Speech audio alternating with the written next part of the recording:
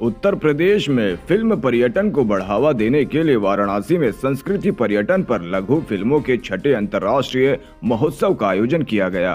Film निर्देशक प्रकाश झा ने कहा कि इस तरह के महोत्सव होने चाहिए। जिस तरह से फिल्मों के लिए यहाँ सुविधाएं दी जा रही हैं, उसका अच्छा असर हो रहा है। मैंने खुद प्रयागराज और लखनऊ में शूटिंग की है। अच्छी बात है, फेस्टिवल्स होने चाहिए। फेस्टिवल्स में संवाद पूरे होते हैं और फिल्म का जिस तरह से फिल्म की विधा का यहाँ विकास हुआ है और फिल्मों की शूटिंग्स हो रही है, फिल्म के लिए लोग जिस तरह की सुविधाएं यहाँ दे रहे हैं, सरकार भी दे रही है, अफसरान भी दे रहे हैं, लोगों के बीच भी उसके मतलब अच्छा उसका असर हो रहा है। मैंने खुद अभी प्रयागराज और लखनऊ में काफ़ी लंबी शूटिंग की है, बहुत अच्छी बात है। उत्तर प्रदेश के संभल में खाद्य अधिकारियों ने घी और पनीर की दुकान पर छापा मारा।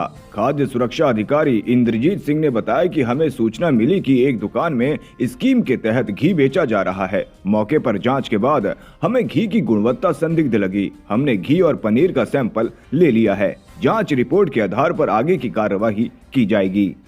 दरअसल हम अपने क्षेत्र में राउंड पे थे, तो उस समय हमारे पास फोन आया, तो हमें गोपनीय सूचना मिली कि चौधरी पनीर भंडार के नाम से जो है अल्लूसराय में एक दुकान चल रही है, बिल्कुल नई दुकान है और यहाँ स्कीम के तहत जो है पनीर वो घी बेचा जा रहा है। तो हमें मौके पर पहुंचने पर हमें जो है घी की गुणवत्ता जो है संदिग्ध लगी, तो हमने इसका जो घी का नमूना लिया है और महेंद्र सर द्वारा जो है इसमें पनीर का नमूना लिया गया है और घी जो इसमें 45 किलो का उसको हमने सीज किया है। अच्छा, किस तरह की स्कीम के अनुसार ये बांट रहे थे? बैनर जो था, जो देखा हमने इसमें कि 1 किलो के साथ 1 किलो फ्री घी, तो ये खुद अपने आप में संदिग्ध प्रतीत हो रहा था। और 700 रुपए केस में 2 किलो दे रहे हैं, तो खुद संदिग्ध प्रतीत हो रहा है। कुल कितना घी होगा? पनीर कितना? 45 किलो और 3 किलो घी, वो 45 किलो घी था और 3 किलो पनीर था। अच्छा, क्या कार्रवाई की जा रही है इसमें? इसमें जो है नमूना हमने जो है संकलित कर लिया है। बाकी प्रयोगशाला से जो जांच रिपोर्ट आएगी उसके आधार पर आगे अग्रिम कार्रवाई की जाएगी।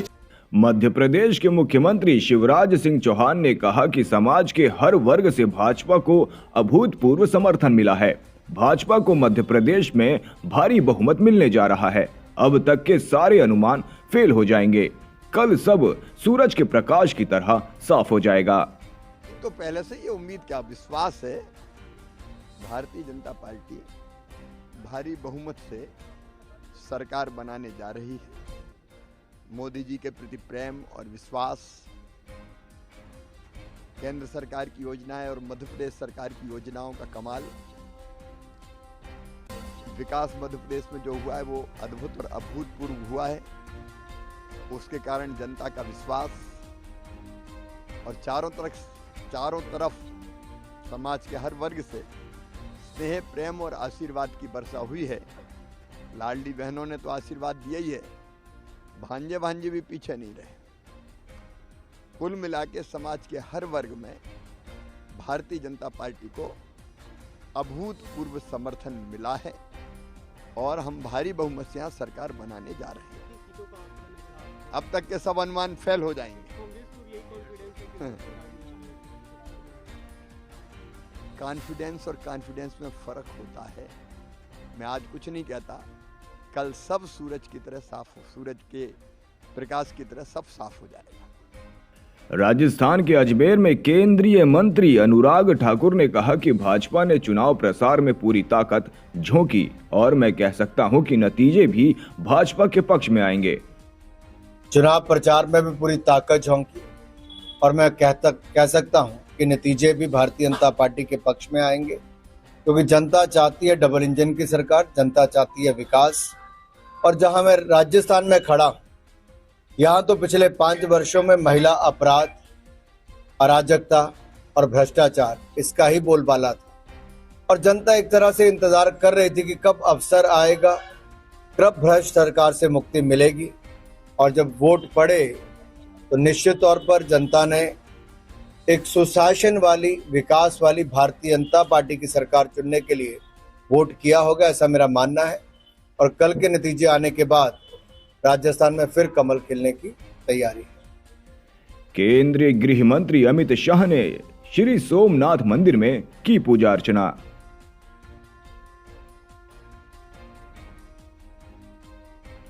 भाजपा नेता कैलाश विजयवर्गीय ने कहा कि हमने विकास किया है, इसीलिए जनता हमें प्यार कर रही है और हमें फिर से सरकार में ला रही है। जब भी कांग्रेस हारती है तो आरोप ईवीएम पर लगाती है। मध्य प्रदेश राजधानी है या भ्रष्टाचार वाली है? हमने विकास किया है और जनता इसीलिए हमको प्यार करे और फिर से हमको सरकार में इसीलिए ला रही है। कांग्रेस ने हार मान ली। जब भी कांग्रेस हारती है तो वो आरोप बेचारे ईवीएम पर ही लगाती है और इसका मतलब है कि वो कांग्रेस चुनाव हार चुकी है और कोई बचता नहीं, बेचारा ईवीएम ही बचता है, तो उसको गाली देंगे वो। ये नहीं कि कांग्रेस अपने बारे में आत्मविश्लेषण करे कि उनका नेता कौन है, उनकी नीति क्या है। वो कांग्रेस जो पूरे देश के अंदर एक समय राज करती थी, वो कांग्रेस आज सिमटती क्यों जा रही है? उसका कारण है कि ना नेता है, ना नेतृत्व है, ना नीति है कांग्रेस। बहुजन समाज पार्टी राजस्थान ने पार्टी नेता सुमित सिंह जहाजी को पार्टी विरोधी गतिविधियों में लिप्त होने के कारण निष्कासित किया। केंद्रीय मंत्री प्रहलाद जोशी ने कहा कि 4 दिसंबर से शीतकालीन सत्र शुरू हो रहा है। हमने आज सर्वदलीय बैठक बुलाई थी। बैठक में 23 पार्टियों के 30 नेता शामिल हुए। बैठक में कई सुझाव आए हैं। सरकार सभी मुद्दों पर चर्चा करने के लिए तैयार है।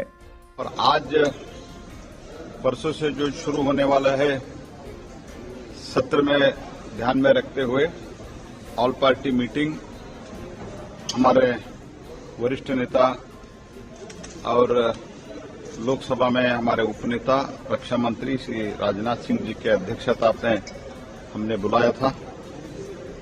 तो मीटिंग में 23 पार्टी का 30 लोग हाजिर हुए थे। 23 पार्टीज, 30 लीडर्स had attended। कई सजेशन आए हैं शॉर्ट ड्यूरेशन के लिए, कॉलिंग अटेंशन के लिए और 0 आवर के लिए। ऐसे कुछ उनका डिमांड है। 0 आवर तो हम चलाते ही आए हैं। दोनों सदनों में 0 आवर तो हम ऑलमोस्ट 99% रेगुलरली हमने चलाते आए हैं। शॉर्ट ड्यूरेशन का भी चर्चा चला है, लेकिन हमने इतना ही कहा है शॉर्ट ड्यूरेशन जब चर्चा आप चाहते हो, आप स्ट्रक्चर डिबेट के लिए एक माहौल बनाए रखना भी आपका जिम्मेदारी है। ऐसे हम भी निवेदन किए, हम चर्चा के लिए तैयार है, लेकिन आपको नियम और प्रोसीजर है, प्रोसीजर पालन करते हुए आपको चर्चा करना चाहिए। हम भारत सरकार तैयार है, ये भी हमने आश्वस्त उन लोगों के लिए उन लोगों को किया है। और as far as government is concern, हम तो चर्चा के लिए जो भी विषय है वो चर्चा के लिए सरकार तैयार है। लास्ट टाइम भी जब मणिपुर के बारे में चर्चा के बारे में उन्होंने नोटिस दिया था अपोजिशन वाले ने, तब हम तैयार ही बैठे थे। राज्यसभा में तो हमने एडमिट भी किया था, अनाउंस भी किया था। लोकसभा में हमने बार बार जो पार्टियों का नेता है हमने रिक्वेस्ट किया था, हम तो चर्चा के लिए तैयार है। फ्लोर ऑफ द हाउस में भी मैंने बोला था, राज्यसभा में श्री पीयूष गोयल जी और राज्यसभा में मैं भी बोला था, हम तैयार हैं। अभी भी जो भी विषय उठाते हैं उसके एक नियम है, चेयर का परमिशन चाहिए, स्पीकर का परमिशन चाहिए। तो उसके अनुसार हम सभी विषय के लिए चर्चा के लिए तैयार है। मैं फिर से आग्रह करता हूं कि इस सेशन जो है 17th लोकसभा का आखिरी सेशन है, तो इसलिए स्ट्रक्चर डिबेट के लिए सरकार और हमारा पार्टी दोनों तैयार है। मध्य प्रदेश के पूर्व मुख्यमंत्री और कांग्रेस नेता दिग्विजय सिंह ने कहा कि कल पता चल जाएगा कि शिवराज सिंह चौहान कहां खड़े हैं। हम 130 से ज्यादा सीटें जीतेंगे। हाथ कंगन को आरसी किया, कल पता पड़ जाएगा कि शिवराज सिंह चौहान कहां खड़े हुए हैं। 130 प्लस, उससे नीचे नहीं जाएंगे। भाजपा तो व्यवसाय करती है, राजनीति थोड़ी करती है। जम्मू कश्मीर के श्रीनगर में स्कूली बच्चों द्वारा नशीली दवाओं के खिलाफ जागरूकता रैली का आयोजन किया गया। जम्मू कश्मीर पुलिस के डीआईजी सुजीत कुमार ने हरी झंडी दिखाकर इस जागरूकता रैली की शुरुआत की। सेफ फ्यूचर एनजीओ के थ्रू ये रैली किया गया है और इसमें हमारे स्कूल के बच्चों ने पार्टिसिपेट किया है। ड्रग के अगेंस्ट ये रैली है, ये होना चाहिए और इससे मैसेज जाना चाहिए कि हम ड्रग आज हमारे युवाओं को बर्बाद कर रहे हैं। सर, ड्रग एक खासा चैलेंज है खासकर पुलिस के लिए, तो कैसे इसे निपटा जा रहा है? ड्रग के लिए दोनों लेवल पे जो ड्रग के खिलाफ काम कर रहे हैं, ड्रग पोर्टल पे हम लोग पकड़ रहे हैं, उनकी धरपकड़ कर रहे हैं। ड्रग में मुलव्वस लोगों की प्रॉपर्टी भी सीज हो रही है, उनके किंगपिन तक पहुंचा जा रहा है। और दूसरा जो ड्रग विक्टिम है उनके लिए ड्रग एडिक्शन सेंटर भी पुलिस चला रही है। सर, अवेयरनेस के लिए क्या प्रोग्राम पुलिस की तरफ से किए जा रहे हैं? अवेयरनेस के लिए पुलिस गाहे बुगाहे स्कूल कॉलेजेस में उनकी काउंसलिंग और हमारे जो रिलीजियस प्रीचर हैं उनके साथ भी उनके भी मैसेजेस दिए जा रहे हैं, उनके साथ उनकी काउंसलिंग, उनसे अपील, पब्लिक से अपील, ये इस तरीके के हम लोग काम कर रहे हैं। सोशल मीडिया के थ्रू भी बता रहे हैं और आप लोगों का भी रोल इसमें अहम है, मीडिया का भी रोल अहम है। आप लोग इस मुद्दे को हमेशा उछालते रहे हैं, बताते रहे हैं, लोगों को बताते रहे हैं। ये काफी संगीन मामला है और इसमें सब आदमी अपना योगदान दें। तो आप लोगों का भी बहुत बहुत धन्यवाद। उत्तर प्रदेश के मुख्यमंत्री योगी आदित्यनाथ ने कहा कि प्रधानमंत्री मोदी के विजन के अनुरूप एक नए भारत की नई अयोध्या बन रही है। अयोध्या के विकास कार्य की समीक्षा के लिए मैं समय समय पर अयोध्या की यात्रा करता रहा हूं। नए हवाई अड्डे के निर्माण की कार्यवाही युद्ध स्तर पर चल रही है। की पावन अयोध्या देश के यशस्वी प्रधानमंत्री मोदी जी के विजन के अनुरूप एक नए भारत की नई अयोध्या बन रही है। अयोध्या के विकास कार्यों के लिए, उनकी समीक्षा के लिए मैं समय समय पर अयोध्या का विजिट करता रहा हूं।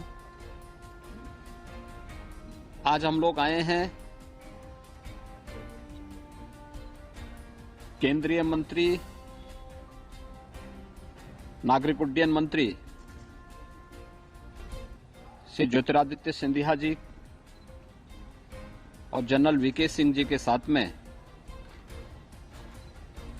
अयोध्या की देश और दुनिया के साथ कैसे कनेक्टिविटी होनी है, यहां के एयरपोर्ट का निरीक्षण करने के लिए। हम सब जानते हैं कि अयोध्या में पहले जो एयर स्ट्रिप थी बहुत छोटी सी थी,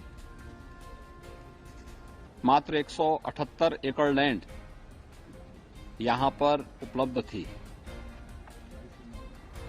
इस 178 एकड़ लैंड में एक बड़ा इंटरनेशनल एयरपोर्ट नहीं बन सकता था। प्रधानमंत्री मोदी जी